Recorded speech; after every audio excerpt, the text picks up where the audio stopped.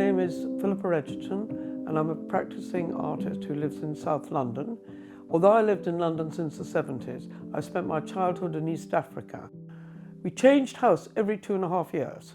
So we moved from Moringa to Mbeya to Mwanza to Gaeta. We lived in a house with no electricity, no running water. We had lions coming down every night, roaring away and making the windowsills shake. My sister and I, and she is also an artist, loved to do little plays. We had this toy theatre which had lights, so you had to do scenery and you did little figures coming down. But that idea of a stage set has always influenced how I do my paintings, how I plan my paintings. It meant that thinking in layers has come naturally to me, which is one of the reasons that I enjoy being a printmaker, because that is all about layers. I work in a variety of mediums. I've done stained glass, clay, so I've got some horrid heads up on the shelves, and my mother's head in the sitting room. And I also like to do wood cuts and lino cuts, as well as screen printing. A very new medium to me is egg tempera. It's quite an interesting medium because you use egg yolk, and I always thought it was going to be egg white. I particularly like it for portraits, small, vivid portraits. And this is a portrait of my mother, which was based on a black and white snapshot my father took. She loved babies, but she'd lost 2 sons, and this was the second. So it was really nice to do something like this. It's a kind of memory as well.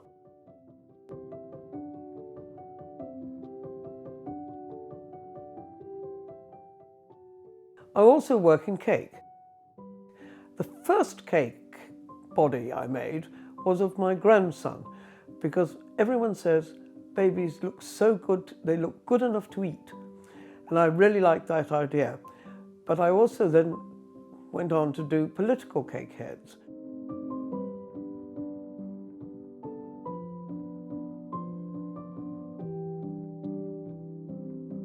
I've also made one of Donald Trump, which was very popular.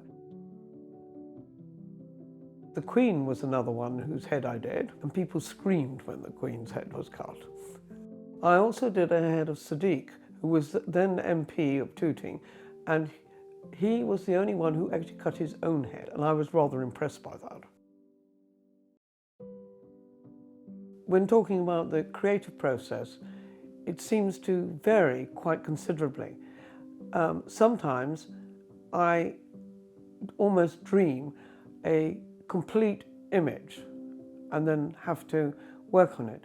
Other times I have sketches, and I will scan my drawings in and use those as part of might be a much larger picture. For instance, sometimes it'll be a small sketch and I'll turn that into a kind of bigger painting. With the climate change images, sometimes you know immediately what you wanted to do, other times you had to think a bit harder. I definitely had a COVID dream, which I still haven't translated, but I've done the initial work on the lino cut. I've been in a variety of studios. Now I work from home. Partly it was COVID, and I think the difficulty sometimes of getting to places. I used to have a studio in Beau Arts, which is still going, but it became more and more difficult to get there.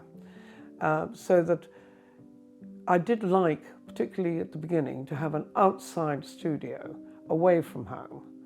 Now I'm perfectly happy to have one within the home, but then I still retain a weekly contact with Putney School of Art, and as a result, I've got quite a lot of friends who are local artists, and sometimes you do collaborations with them.